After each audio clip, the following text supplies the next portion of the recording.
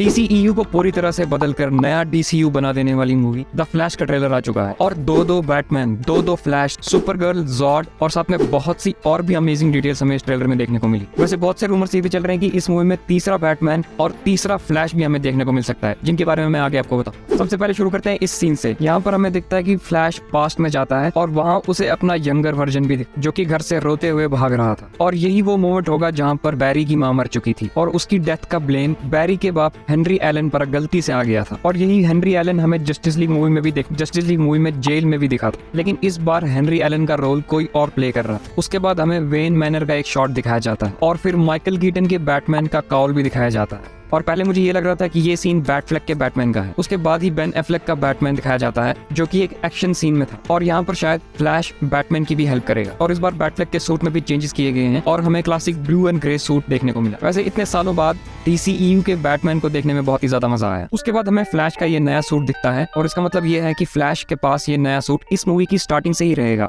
और फिर फ्लैश की ये रिंग भी दिखाई जाती है जिसमें से उसका ये नया सूट बाहर आता है और इस मूवी में ये रिंग ब्रूस वेन ने उसे दी है और इसके बारे में हमें एक कॉमिक बुक में बताया गया था और ये कॉमिक बुक डायरेक्टली इस मूवी से जुड़ी हुई है। उसके बाद ये एक्सप्लोजन दिखाया जाता है और इसी जगह पर सुपरगर्ल को बंद करके रखा गया है और ये सुपरगर्ल मेरे हिसाब से माइकल कीटन के बैटमैन वाली टाइमलाइन में है जो कि एक अलग यूनिवर्स है, जिसके बारे में हम आगे और डिटेल में बात करें। इस छोटे से सीन में फ्लैश स्पीड फोर्स का यूज करते हुए टाइम ट्रेवल करेगा और उसके बाद ही वो पास्ट में जाएगा अपनी माँ को बचाने के लिए। लेकिन अपनी माँ को बचाने के बाद वो गलती से एक अलग यूनिवर्स या एक नई टाइमलाइन शुरू कर देगा जहाँ पर माइकल कीटन का बैटमैन और उसके बाद ही उन टाइमलाइंस में गड़बड़ होनी शुरू हो जाएंगी। उसके बाद माइकल कीटन का बैटमैन फ्लैश से ये पूछता है कि अगर तुम कहीं भी जा सकते हो तो तुम सिर्फ इसी टाइमलाइन को क्यों सेव करना चाहते हो। तब फ्लैश उससे ये कहता है क्योंकि इसी टाइमलाइन में उसकी माँ बचेगी। और यही फ्लैश पॉइंट की भी स्टोरी लाइन है जहाँ पर फ्लैश अपनी माँ को पास्ट में जाकर बचा लेता है, मगर ये करने की वजह से सभी टाइमलाइंस चेंज हो जाती हैं। और इस मूवी में जब फ्लैश पास्ट में जाएगा तो वो और भी टाइमलाइंस में जाता हुआ हमें देखने को मिल सकता है और उनमें से एक टाइमलाइन में हमारा ये फ्लैश टीवी वाले फ्लैश से भी मिलेगा। लेकिन ये वो तीसरा फ्लैश नहीं है जिसके बारे में मैंने आपको स्टार्टिंग में बताया। तीसरे फ्लैश के बारे में आगे आपको बताऊं। उसके बाद इस सीन में ये पिक्चर यंग ब्रूस वेन और उसके पेरेंट्स की है और ब्रूस की ही तरह बैरी ने भी अपने पेरेंट्स को खो दिया था और इसी की वजह से उन दोनों के बीच एक बॉन्डिंग बनेगी और ये वाला बैटमैन बैरी की हेल्प करे।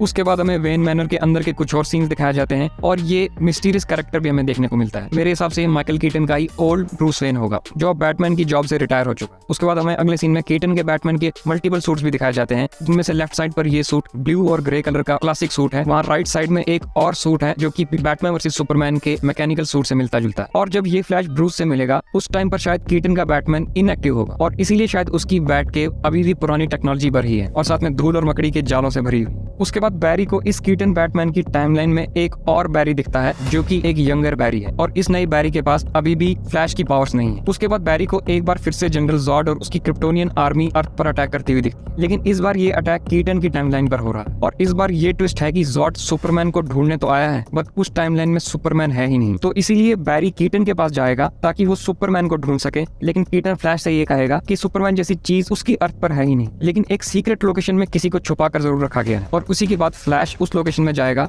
और वहाँ उसे सुपरमैन नहीं बल्कि सुपर गर्ल देखने को मिलेगी। और उसके बाद कीटन का ये बैट के वाला सीन भी बहुत ही अमेजिंग रहेगा और इस ट्रेलर में माइकल कीटन ने अपनी famous line I am Batman भी बोल ही थी। और इस सीन की म्यूजिक को अगर आप ध्यान से सुनोगे तो कीटन के बैटमैन मूवी वाला ही थीम म्यूजिक बैकग्राउंड में हमें सुनने को मिल सकता है। और फिर कीटन के बैटमैन के कुछ और फाइट सीन्स भी हमें देखने को मिले जो कि पुरानी बैटमैन मूवी के स्टाइल में ही शूट किया गया। और इस सीन में सुपरगर्ल किसी को ऊपर लेकर जा रही है और इजी केस तो यही है कि ये दोनों बैरी में से कोई एक होगा, लेकिन शायद ये कोई और भी हो सकता है। उसके बाद इस छोटे से सीन में बैरी अपनी गर्लफ्रेंड आयरिस के साथ दिखता है जो कि स्नाइडर कट में हमें देखने को मिली थी। तो इसका मतलब स्नाइडर कट ही कैनन है क्योंकि बैरी की गर्लफ्रेंड आयरिस जॉस व्हेडन के जस्टिस लीग में नहीं थी। उसके बाद बैरी इस यंगर बैरी को फ्लैश की पावर्स देने के लिए कन्विंस करता है और इंटरेस्टिंगली बैरी बैटमैन के बैट विंग का यूज करके लाइटनिंग स्ट्राइक डेवलप करते हैं जो कि हमारे बैरी से होते हुए इस यंगर बैरी में जाती है। और इसी सीन के बाद इस यंगर बैरी को भी फ्लैश की पावर्स मिलेंगी। आप ये जरूर नोटिस करना कि यंगर बैरी के पास ब्लू लाइटनिंग है और हमारे टाइम ट्रैवलिंग बैरी के पास अब ब्लू नहीं बल्कि येलो लाइटनिंग है। और उसी के बाद ये यंगर बैरी माइकल कीटन के पुराने बैटमैन सूट को ही मॉडिफाई करके अपना एक फ्लैश का नया सूट बनाएगा। और अगर आप ध्यान से देखोगे तो यंगर बैरी का ये सूट कीटन के बैटमैन के एक सूट से ही बना है। और अगर आप ध्यान से देखोगे तो यंगर बैरी ने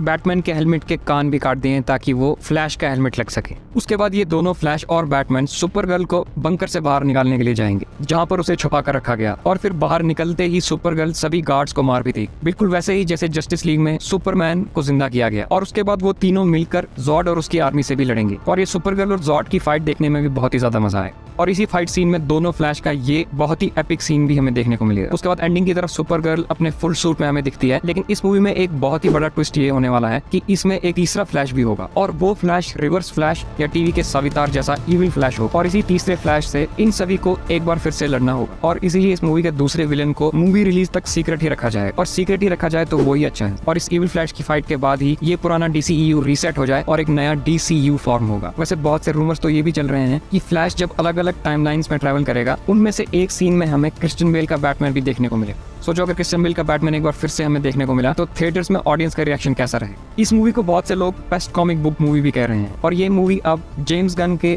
DCEU के लिए बहुत इंपॉर्टेंट होने वाली है क्योंकि ये पुराने DCEU को पूरी तरह से रीसेट कर देगी और वो यूनिवर्स रीसेटिंग की इस मूवी के एंड में हमें कैसे दिखाएंगे वो देखना काफी इंटरेस्टिंग रहे। मेरी बाकी DC वीडियोस को देखने के लिए यहाँ पर क्लिक। तो आज की वीडियो में इतना ही दोस्तों, अगली वीडियो तक के लिए take care and keep enjoying.